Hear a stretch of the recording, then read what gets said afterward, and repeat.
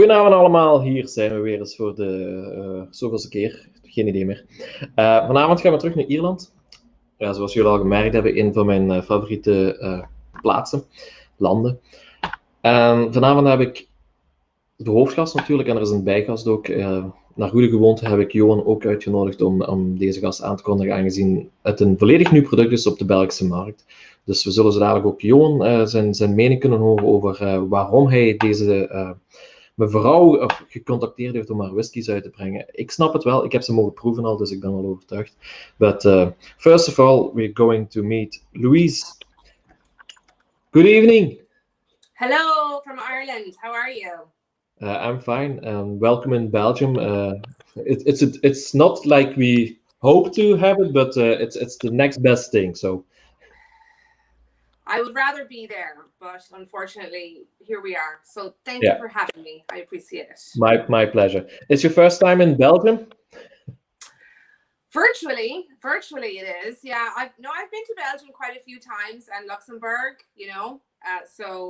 just first time virtually in Belgium. First time we've done a tasting virtually like this. So very happy to be here. Okay, it's nice to hear. Tonight it's all about girl power, because you're not that well known, especially not in Belgium, but you have a long history in the whiskey industry, and not many people know that because you're working in the industry for 20 years, if I'm right? Yeah, 20 years. Spent a good bit of time in Amsterdam, spent a good bit of time in Singapore and London and New York and all over with like big multinational drinks industries, companies, I should say. And I worked on, Scotch and for a very long time, and the drinks industry in general for a long time for big multinational companies. But I didn't start doing this really until about 2015 in Ireland. And, I quit my big corporate job and moved back to Ireland to be a part of the resurgence of the Irish whiskey industry and started up JJ Corry. And here we are 5 years later in Belgium. Yeah. In Belgium, virtually. Yes. But when did you decide I'm going back home? Because I can imagine you're working for those big companies and then all of a sudden you're like, I'm going home back to Ireland, and you lived in Paris, you lived in what's it called, New York, Paris, London, Singapore. All the big countries, and then you're going back home at what's the place called? Corry. Okay, I'm not repeating that, but it's something a bit different than New York and Paris and stuff like that. So why? Why? Okay, so here's why I did it. Those corporations are really great, and the drinks industry is a great industry. I love it. I'm addicted to it. And even when you work for a very big company like Diageo, who owns Johnny Walker, you still kind of get, in the position that I was in, you still kind of get to meet the people in the small villages in Scotland that make Johnny Walker. Right. And even though that's a huge, crazy brand, right, the stories behind the people that make it, the heritage behind it, is really interesting. Like, whiskey is an agricultural product. And I grew up on a farm in the west coast of Ireland, and I kind of always identified with that. When I got down to the bare bones of brands like Johnny Walker, you're talking to people who live in villages like here, Corry, who are making this multinational brand and are very proud of it, and maybe their parents worked at the place. And it always kind of appealed to me. Whiskey is a really, organic agricultural product that is produced by people at its heart. And it can get very big if you have big corporations around it, but there's something very real and authentic about whiskey and the history of it. And I was living in Singapore, and I was working for these huge multinationals, and there comes a point in a big career, like a long career like that it's just soul destroying. They take everything out of you as a person and everything out of you creatively to feed it into like this big multinational organization. And you either sign up for that until you retire or you go and do your own thing. You know, there's two paths really. And I decided to do my own thing. I'd gotten married and I went on a honeymoon. And then I said goodbye to my husband for 2 years because I was in Singapore and he was in London. Okay. So something had to give. Yeah. And I said to my husband, I'll move back because you have to give up a career. It's quite difficult. I was like, I'll move back to Europe, but on the caveat that I'll start an Irish whiskey company. Because in about 2013 is when we started to see small distilleries and independent producers in Ireland start to kind of pop up. And I realized that the Irish whiskey industry was about to be reborn and I wanted to be a part of that. So moving back here, that's how it happened. It was a great decision, no regrets. Yeah, but the farm is I presume it's now yours, but in the beginning it was not yours. It was your parents' farm. So, no, it's still my dad's farm. Okay. So, is he watching? Not at one point he's no, he doesn't have the internet. Like he's fine. He's not giving me anything. You know, no way. He still farms it. You know, we have this part of the farm is 60 acres, and whenever God bless my father, I don't. You know, eventually this comes to me at some point. But the business rents the farm from him now because he's not giving it up. Like he's still farming it. He's 85. But it's still a working farm. Yeah. Okay. There's cattle out here. There's a lot of cows and stuff. So it's still a working farm. But my father is 85 years old. So my thinking was, you know, my father is one of that generation that won't stop farming. And I don't want him to stop farming because what would he do? You know, he's of that old generation. So my thinking was I'll move back to Ireland and, you know, find a future for the farm because the future for the farm is not farming because I'm not a farmer. And when he does pass away eventually in a long time, hopefully, he, you know, we would never sell the farm. We would never get rid of the farm, but I want it to be quite useful. So I figured out, you know, bringing the whiskey business back here would be a good idea because then this particular farm has a use and has room to grow. We have room for lots and lots of bonded warehouses. We have room for, you know, for production and things like that. So it was really kind of a means of securing the future of the farm. I don't want to sell it. Irish people don't sell land. They like to hang on to it. So that was the thinking. Okay, it's nice to know. At this point, I will ask Johan to join us. Hi, Johan. Hello. Oh, you switched places this time. Yes, it was too noisy outside. I think the weather is not so good A bit here. rainy. Chilton is joining us as well again. Hi, Chilton. Hello, Chilton. Do you know Chilton, Louise? No. No, he's the brand ambassador of Paul John Distillery, but he wants to buy a house in Belgium because we have all the beers, he says. Oh, cool. Yeah, you do have all the beers. Yeah, he's a big fan. Johan, you tasted JJ Corry's whiskey, and of course you decided I want to import it. Yes. How did that went? Well, like Louise said, there are a lot of new distilleries in Ireland. When I read the spirit business, I saw the spirit in sales in Ireland growed last year for 370%. So at the point I started with whiskey many years ago, there were only 3 distilleries in Ireland. At this point, if I'm right, maybe there are today some more, but there were 31. And I was thinking I will have some nice brands from Ireland, and I was Googling and searching, and at at a certain point, I saw the bottles of Gigi Corry from Louise, and yeah, it was Wait a minute, you saw a photo of Louise or from Gigi Corry's? It's both, different. both.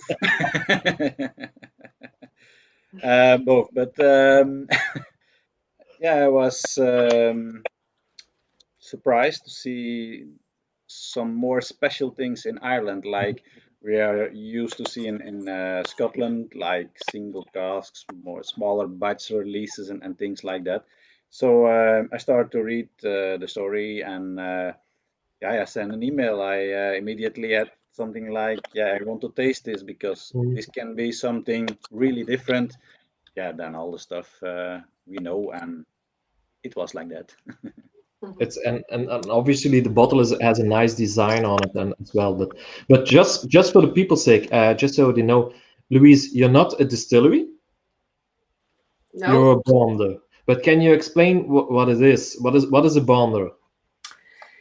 Yeah, so to be 100% clear, we do not distill our own whiskey. We never will. We are what's known in Ireland as a whiskey bonder. And to explain that, what means to you, like essentially, we source whiskey from multiple distilleries on the island of Ireland, the new ones and the old ones. We source new make stock and mature it ourselves, and we source already mature stock. When it's ready, we blend it together here on site on the farm in our bonders blending room to create our own unique house style. So what we're doing is building a library of Irish whiskey flavors from all over the country to pull from and to blend together. So we do that very transparently. You know, we're never going to have a distillery. It's not happening for us. We don't want to. The tradition of whiskey bonding in Ireland is very old. It was formerly one of the main ways that Irish whiskey was sold and traded in Ireland. You know, Irish whiskey had a very difficult time, unlike Scotch. You know, Scotch whiskey kind of has risen over the past few hundred years and continued to grow. Irish whiskey, we were doing very well up until about 1910. And really over a 30, 40, 50 year period, the industry just kind of collapsed. And as it collapsed, the tradition of whiskey bonding was also lost. So if you drive around Ireland today, historically, you'll see a lot of pubs with the term whiskey bonder written above their, yeah, there you go, Cleary's. They'll say whiskey bonder or bonder above their doors. Very often it's written in gold letters. And these guys were in every town all over the island of Ireland. They were small little pub owners or shop owners, and they did exactly what I do, but on a local level. They sourced whiskey from the local distilleries that they would have had back then, because there was hundreds of distilleries in Ireland at one point in time. And then they blended those whiskeys together to create their own unique style. Very often they blended those for individual customers. So if you were like a wealthy landlord family in my local town of Kilrush, they were called the Vandalers, they would have had their own housekeeper blend. And it was very common all over Ireland. The last whiskey bonders on the island were the guys who used to make Green Spot, Red Spot. They were called Mitchell and Son, and they were based in Dublin. And they were the ones that kind of managed to keep the tradition alive until about 1959 or so. And then they just died out. And when I founded my business, you know, as Johan said, I wanted to, you know, initially I wanted to have a grain stash distillery on the farm, but I found a local whiskey bonder called J.J. Corry from the 1890s. And I did a lot of research about him and about whiskey bonding. And I felt my contribution to the Irish whiskey industry, the new rebirth of it, would be to bring back the lost art of Irish whiskey bonding. And that's what we did. Yeah, but you mentioned it's always a blend. It's never a single malt. You're not buying a cask and you bring it out on the name J.J. Corry. No, sometimes we have single malts, but if we have a single malt, we'll take, it's still going to be a blend. So because, I'll buy a bunch of casks, like 16 or 18-year-old casks from one distillery, but and then you blend it. Yeah, okay. Yeah, but then I'm taking those casks and I'm not, we very rarely do single cask, for example, very rarely. But if we do single malts, but mostly we do blends, but we do blended grain, we do blended malts, and very rarely we do single cask when we find something super special. But predominantly, we're always blending, or finding, really rare and special casks when we can. But what is the main difference between your factory of distilleries, Balna, sorry, and for example, Hyde or the Gwyman or something else? So yeah, the main difference is, and this was very important to me when I started the business, it would have been very easy for me just to buy some whiskey in a big tanker and send it to a third-party bottler and put some artificial coloring in it and then say that I'm a whiskey bonder. Isn't it great?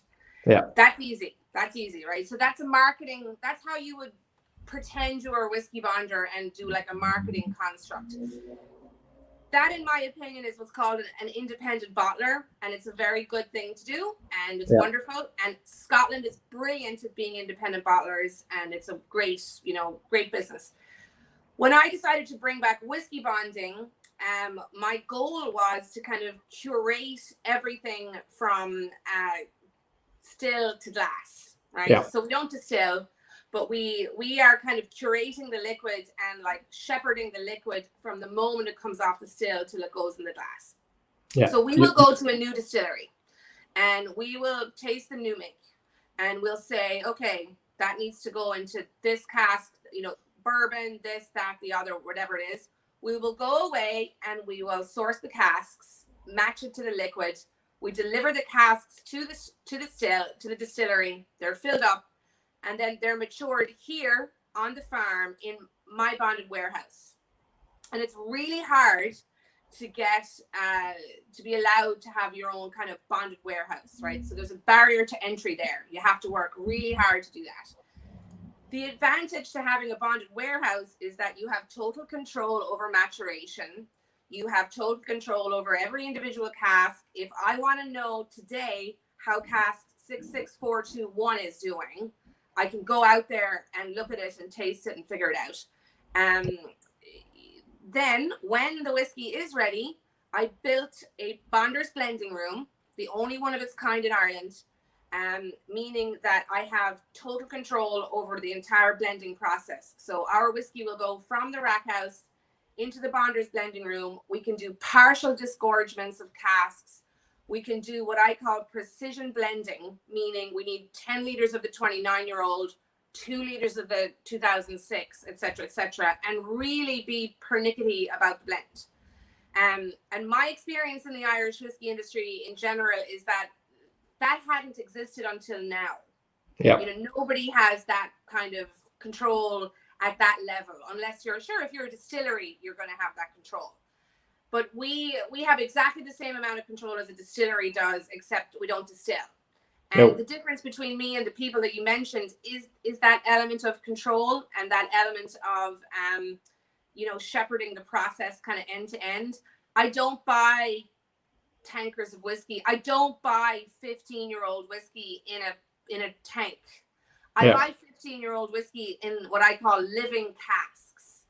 And every cask that we have gets put into a flavor block and we pull from those flavor blocks. So it's just a bit more integrated in terms of our approach, because independent bottling is a great endeavor, but we try to put an extra layer on it. Yeah. I think that's important for people to know, because it's not clear, because everybody knows it's an independent bottler, but what is the difference between an independent bottler and a bonder? And thank you for giving this a definition this way. It makes it easier to understand for people. Johan, were you aware of this, or is this fairly, yeah, and I presume you know already, but were you familiar with this bonding definition before, or is it just because of Louise and a way of working? Yeah, it was both. I knew the difference between independent bottlers. Even in Scotland, there is a difference between them. But I knew already. I read it also on the website, and that was the thing was different than the other Irish whiskies we have already, or we had already. One and two, like Louise said, it's very transparent. All information you need about aging, about the grain, about single malts. It's 60% of this, 40% of that. It's all on the label. And that's something really interesting and something, what I want to have on the bottle, because people like to know what they are drinking. Yeah. You have to tell them the story, and both things are there. There was a story, there is a nice story, there is a nice label blending, really different than all the things we already know. And that was very exciting for me to You're discover. saying people want to know what you're drinking, but Louise, you had a bit of trouble earlier, a few weeks ago, a few months ago, about sharing too much. You had to do something with by law, I presume it was, or what happened? Yeah, so it's a very contentious issue. So there is an EU regulation that means if you would like, you actually can't be very transparent if you want to be. So the regulation essentially means that you cannot list the full components in a blend like we originally did. So all of our original labels have the exact percentages of vintages in our blends. So we would say 5% of 25-year-old malt, 26% of 11-year-old malt, 27% of 16-year-old malt.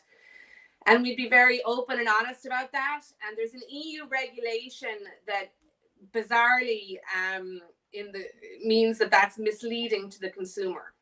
So we've had to remove the full transparency on the label, because we've had like issues of people trying to take us to court and that kind of thing, that the kind of authorities. There's a very strange law that sits in the EU regulations about that piece. So we're really transparent sort of on our social media and our website and everything else. But we've had to kind of take a little bit of the transparency back, just because legally we can't do it. And it's a real shame. There's a lot of other brands in different categories, like Bruichladdich and Compass Box have had this similar issues to us on this, and we're in the same camp. So we're all working to try to change that law to be a bit more transparent, but it's just taking quite a bit of time. But if anybody asks us or wants to know exactly what's in our bottle, we'll tell them either through social media or on the website.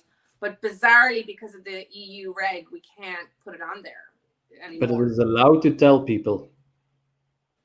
Or is that some gray area? If you technically, legally, if you ask me, I can tell you, but we just tell people anyway. We just put it on the website and stuff. Okay. You have won a few prizes before. 2018, it was the 13-year-old.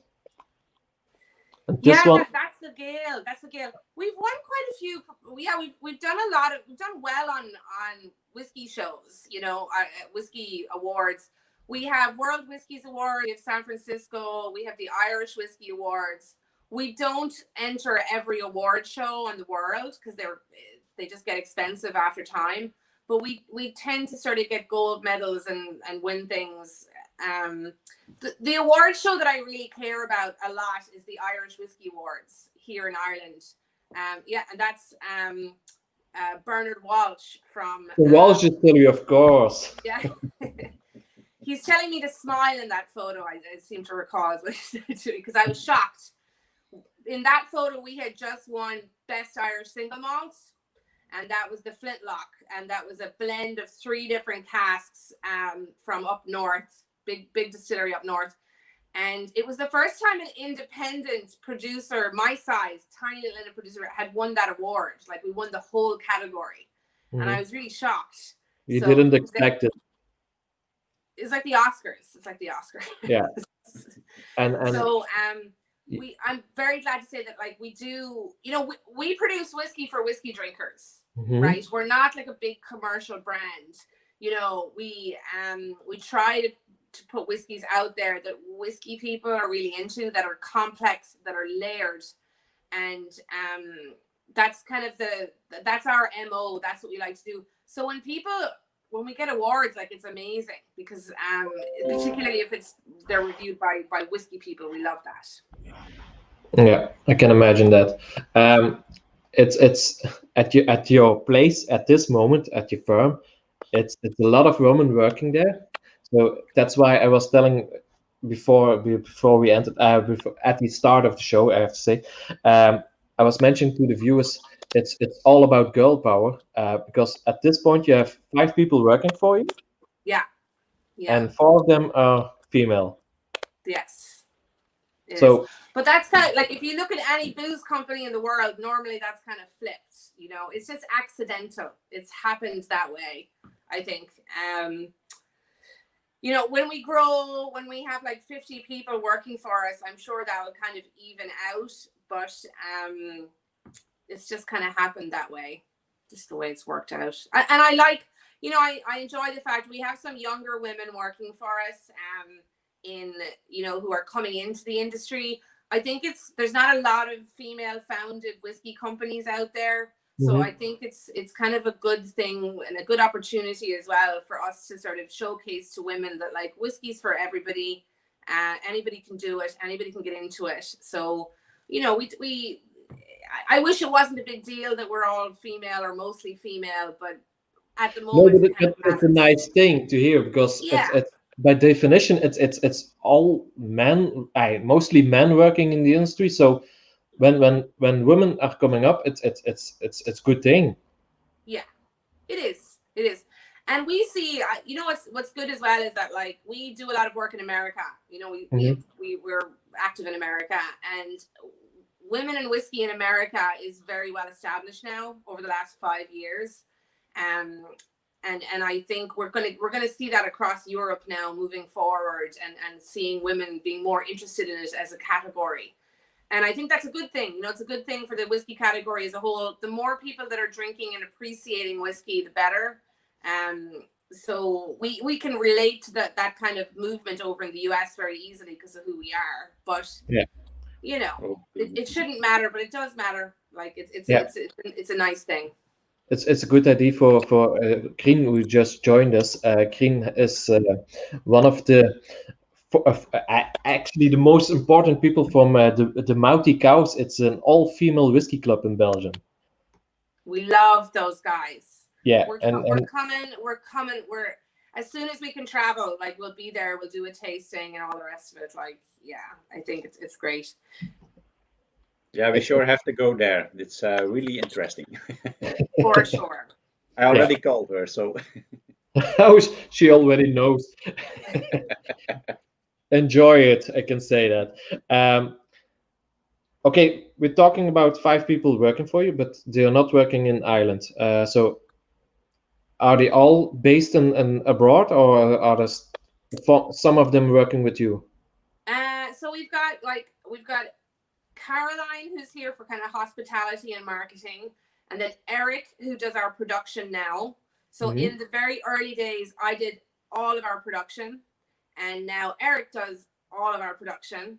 And then we have a brand ambassador, Niamh, in London, and Blaze, who's our kind of global marketing business development person as well in London. And we used to have, somebody was always based in the US, but we've had like weird visa issues recently in the US, but we'll probably have somebody in the US again in the next kind of maybe 2021.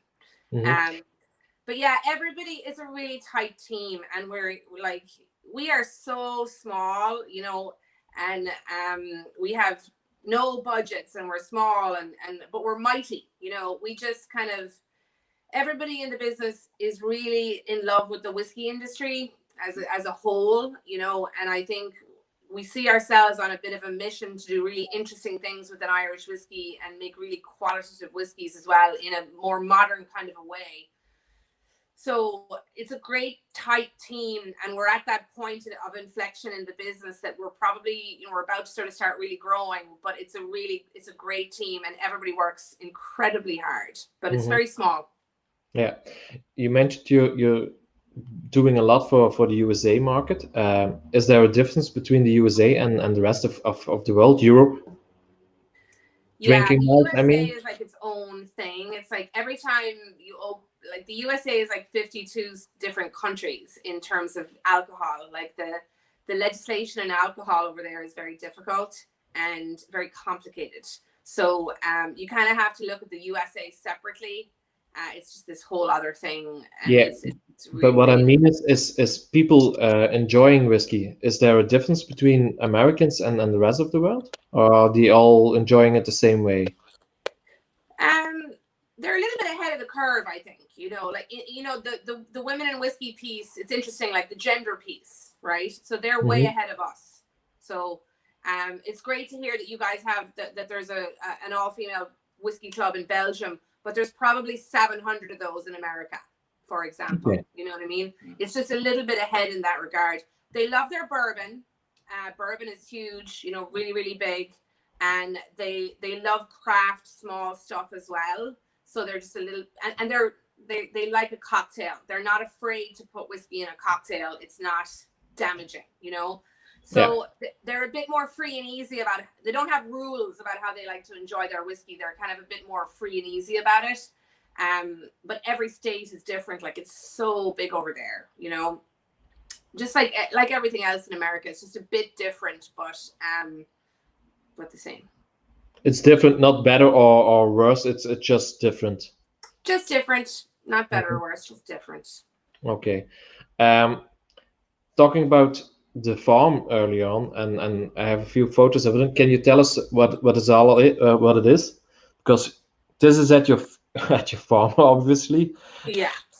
So we're on the west coast of Ireland, and we're right on the coast. You can't see the coast in the photos, but it's just kind of over the hill, and it's called the Wild Atlantic Way. So it's this really beautiful, very secluded, quiet spot on the west coast of Ireland. We used to have lots of distillation going on around here in the 1700s and 1800s, but it all kind of died out. And it's my dad's farm. He still owns it. He still farms it, but he's now very involved in the whiskey industry or the whiskey business as well. But that's my dad on the right-hand side there with the yellow jacket on. He's 85.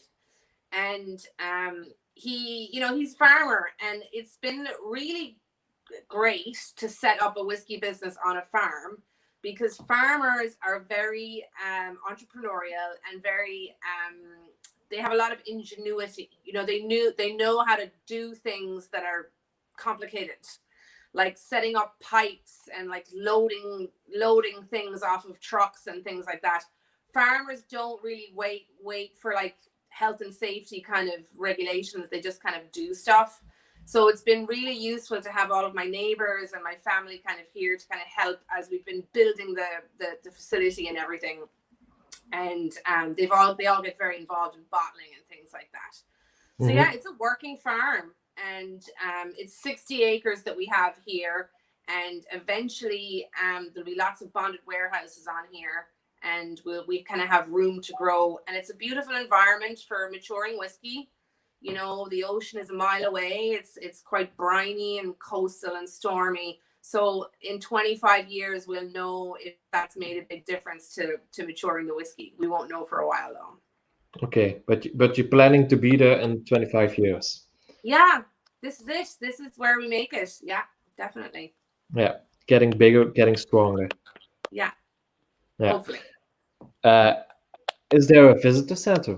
Or will there be a visitor center? So there is right now. So you can visit. We have a barn on site that's like 17th century barn. You can come. Normally, you can come, book in for a tasting and a tour and all that kind of thing. We'll probably take that off site next year and take it into the village to have like a Bonders blending experience and things like that. But yeah, normally in normal times, you could absolutely go on our website and just like book in a tour and a tasting. But things are a bit strange at the moment, obviously. Yeah, at the moment, obviously. Yeah. But no, people have been coming this summer. You know, we have all of the COVID regulations in place and you can come and see us. But yeah, next summer we'll be open again. So you're all welcome if you ever make it over. Okay, good to hear.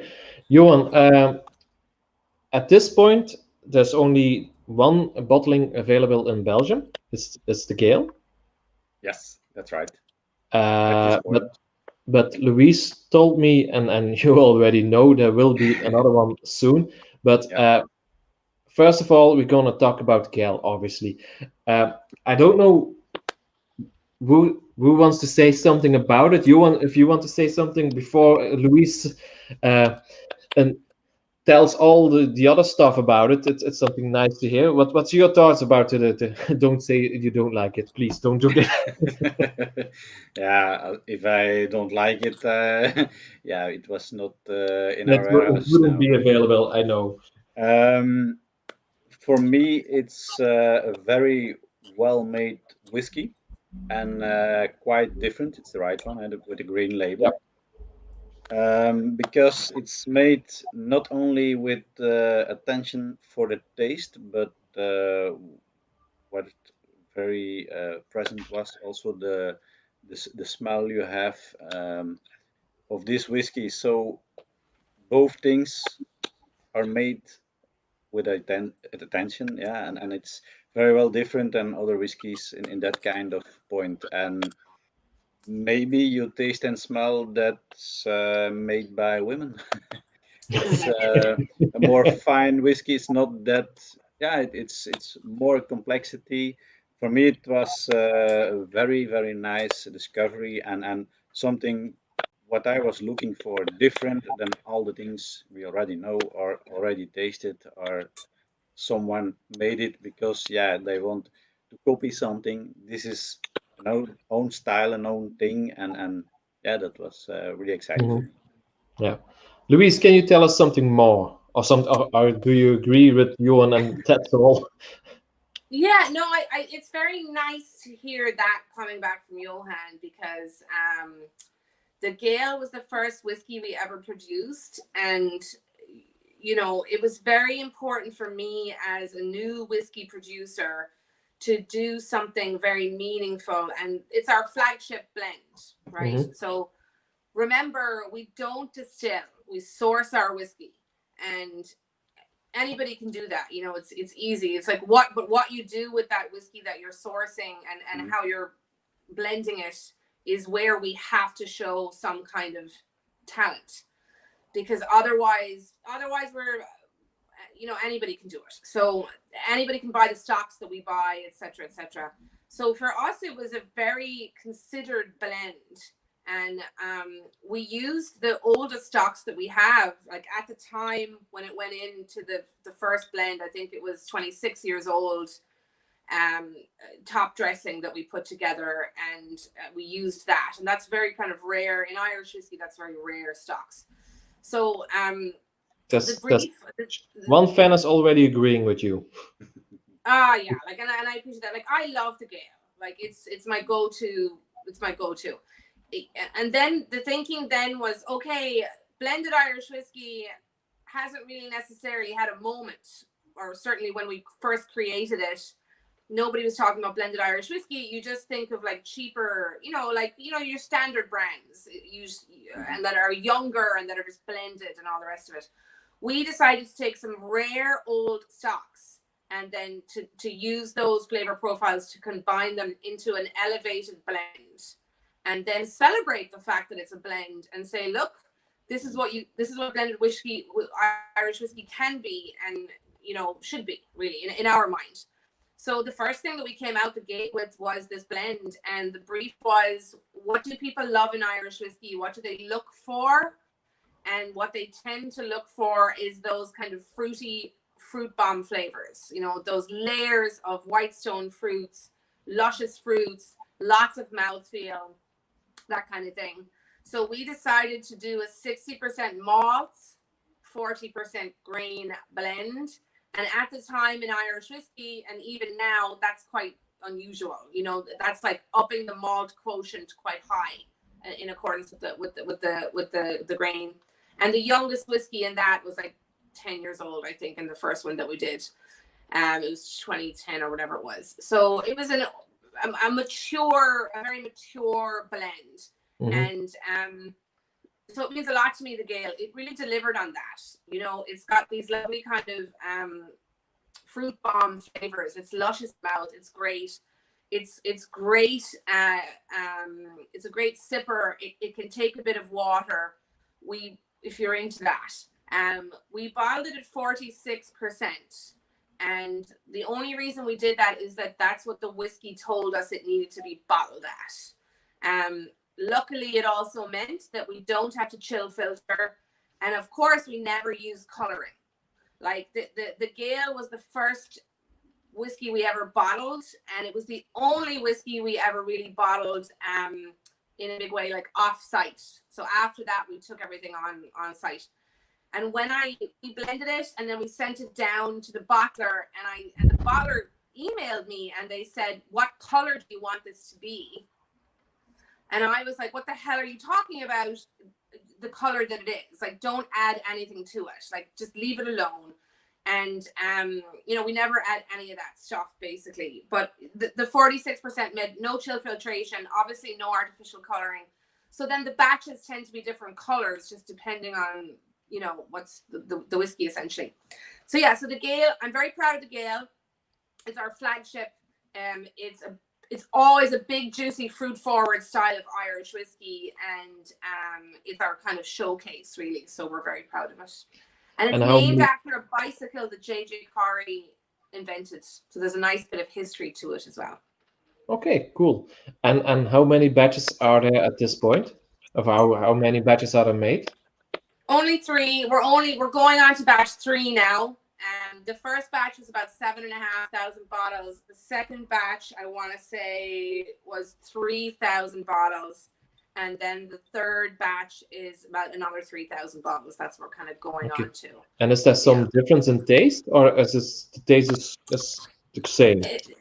So we don't really do consistency because, like, the whiskey's older. We use the same batch of whiskey every single time. Okay, yeah. You know? So, and the whiskey gets older and it gets a bit more complex and it changes, but it tastes like the Gale, right? But it there's a bit of evolution and change every time. But we're always pulling from the same kind of batch of casks, essentially. So they all have 1991, 2006, 2002 malts, and then 2010, sometimes 2009 grain in them. But it's just that we're pulling from them because that's what we do. We don't have a million case SKU that is going to be the same all the time. There's going to be a little bit of variation in kind of what we do. Yeah. But in general, it will be more or less the same. Yeah. If you line them all up, like they're very consistent, essentially. Okay. Will it be available within a few years, or because stock runs out? Yeah, stock runs out. But the trick of being a whiskey bonder is that you're always putting stock in. You're feeding stock in, and eventually my 1991 will run out, but like I have 2000 and I have 2001 and I have 2005 and stuff like that we're kind of putting through the system. So it's tricky, but like you have to manage the stock. In about a decade, that won't be a problem because we'll have enough stock laid down. But for everybody in Irish whiskey right now, that stock management piece is quite difficult because all the big guys are holding on to their malt stocks in particular at the moment, so you have to manage it. But I purchased quite a bit of stock back in 2015 before everything kind of went crazy in Irish whiskey. So it'll never run out. It'll always be in the portfolio. we've managed it for several years ahead. Okay. Next topic, the new bottling, the new whiskey. The Hansen. So unfortunately, Johan doesn't have a bottle of this yet, but I think it's coming your way. Hang on, let me turn it that way. I don't know if you can see. Nope, you can't see. That's too bright. So this is the Hansen. If I put them side by side, one is green and one is blue. And the Hansen is a new permanent addition to the portfolio. And this is a blended grain whiskey. So it's a grain whiskey. But the reason we're calling it a blended grain is that it's from 2 different distilleries. It's grain from 2 different distilleries. And there is a 10-year-old grain in here and a 4-year-old grain in here. And mostly, predominantly ex-bourbon cask. And it's the first bottling, I think, was only, first bottling was a couple thousand bottles, essentially. And this is kind of launching in September time, really, I would say. It just kind of went out the door. So this is kind of the sister to the Gale. It's the first blended grain that I know about that's been, I haven't heard of another blended grain in Irish whiskey. That's all I know. And I think we're the first people to kind of publicly certainly say that we have a grain that we're taking from different distilleries. I think that's very important because what we do, as I said, is collect whiskeys from a lot of different places and bring them together. So it's important for us to be, you know, using that flavor library to build to build in kind of different approaches and stuff. It's called the Hansen because JJ Corry's son-in-law was called was known as the Gauger Hansen, and this is it's a lovely grain. Again, no chill filtration, no artificial color. I love grain whiskey. I think it's undersung and underrepresented in Irish whiskey. You know, you're going to see a lot more from us, I think. It's really well balanced. There's lots of kind of gingery sort of tones that come out of this. That's from kind of the younger 4-year-old stock that we have. All of that 4-year-old stock was fully matured here on the farm. I sourced the casks for that myself. They were predominantly first fill ex Jack Daniels and first fill Woodford Reserve. So they were very, very, very fresh and kind of juicy. So there's great color on it. There's great flavor extraction from it. And then the 10-year-old that we have delivers very well for us in terms of creamy, beautiful kind of mouthfeel. So I'm a fan of the Hansen. It's a permanent addition to the portfolio. If you're into your cocktails or highballs, it does that very well. But it's also a lovely. It's very stylistically, recognizably JJ Corry as well, because you still have kind of a bit of fresh green apple kind of fruits and whitestone fruits going on, but it's just kind of our version of a grain. And yeah, I love the Hansen. I'm again pretty proud of the Hansen. Okay, Johan, have you tried it already, or you weren't able?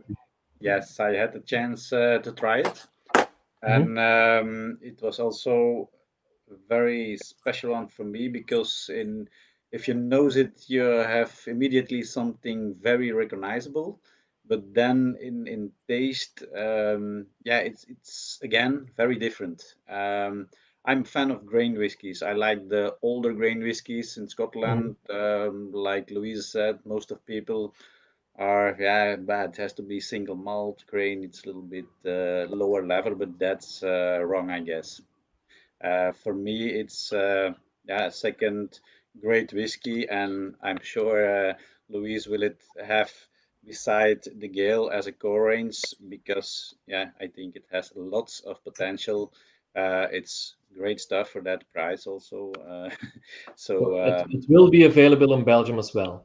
Yeah, in a few weeks we have it in stock. I taste it. It's great. I want to have it. We want you to have it. Yeah. No, it is really good, and it's good for the price as well. Like, you know, we wanted to have, it's our entry level kind of whiskey. But having said that, we approach this in exactly the same way as every other blend that we do. You know, it's a bigger batch, but you still have partial disgorgements going on here. You know, in terms of the way that we blend, it's very individual cask led and individual cask kind of driven. So for our first grain expression, I'm pretty happy with it. And I'm excited to do a lot more with grain, but the Hansen is our permanent sit beside the Gale grain expression that will always be in the portfolio. Yeah. And how many expressions are at this point in general? Yeah, so the core portfolio is the Gale, the Hansen, the Flintlock, which is our single malt, and then the Battalion, which is our tequila mezcal it's just tequila now, tequila influenced, cask influence iteration. So there's really only 4 in the core portfolio.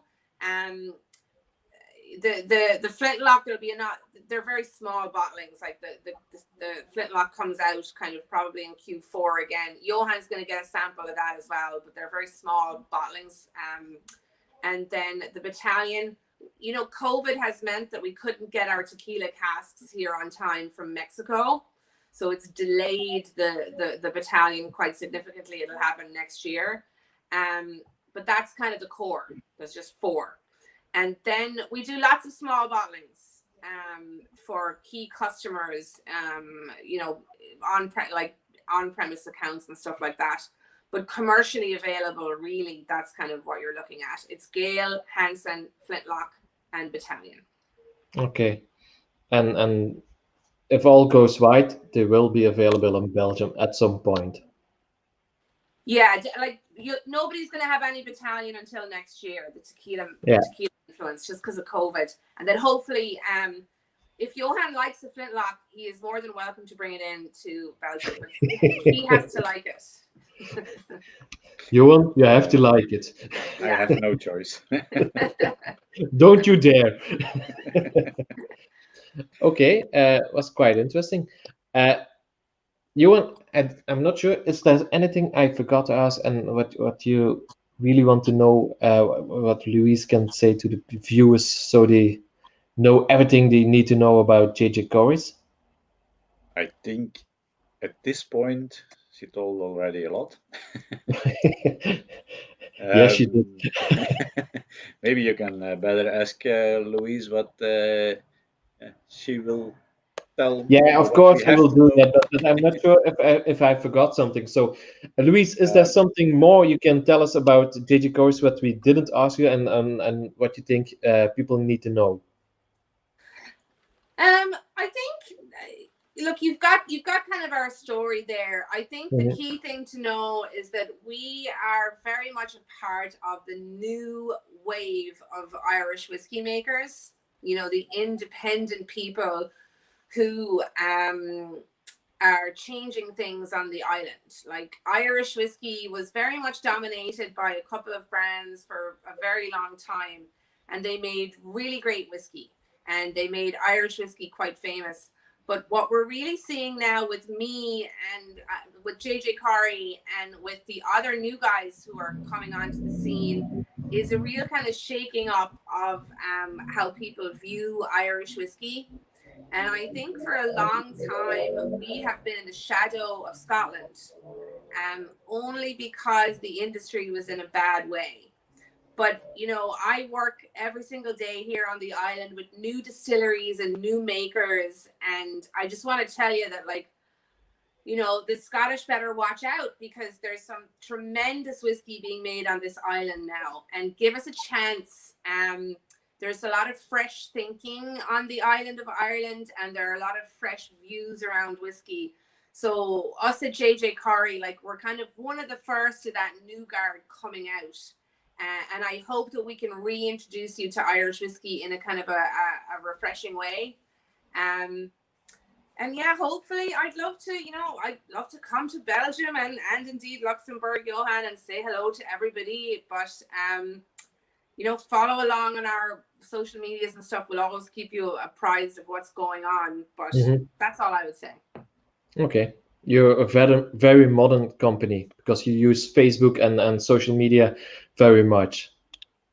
Yeah, because we strive to kind of lift the curtain on whiskey making. Like, you know, I worked for a long time in big corporations, and you know, I didn't actually make things. You know, when you work in an office job like that, you don't make stuff very often.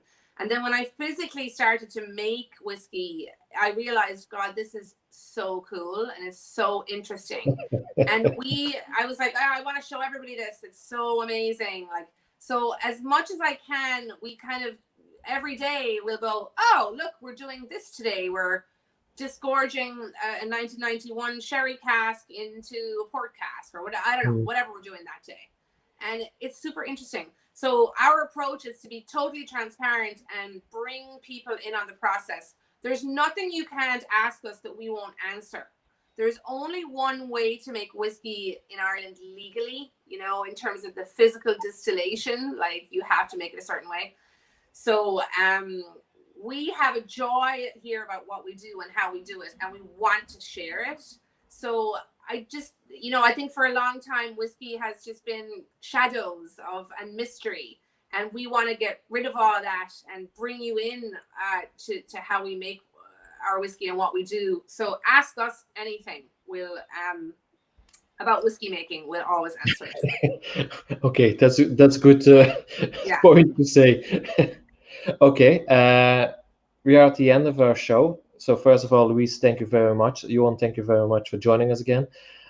But Thank you. we have a tradition here, and it's like the guests always get the last word. So in a minute, Johan and I will go in the back, and you can say whatever you want. You can say all things you want about Johan or me, or no, you can say something nice, or you can announce something, or you can just say hello to the people and go out. And we will be meeting in the back just to recap this episode and what you thought about it. So at this point, I will say to the viewers, thank you very much for joining us again. Johan, thank you very much, and I will skip you and put you in the back. Bye again. So, Louise, the stage is all yours. I don't know what to say. I guess I just want to say thank you. Thank you for taking the time to tune in and listen to what we had to say. We are very excited about the opportunity of being in Belgium and working with Johan and young Charlie. You know, follow, like I said, if there's anything else you ever want to know, just follow us along on Facebook or Instagram and Twitter. We'll tell you anything that you want. When COVID is over, if it's ever over, you're all more than welcome to visit us here. My email address is louise@jjcorry.com. You can email me direct anytime if you want to come visit or if you want to know more about what we do here. And yeah, I just want to say a very big thank you and a big slán to you all. And I hope that you all enjoy JJ Corry in the future. Cheers.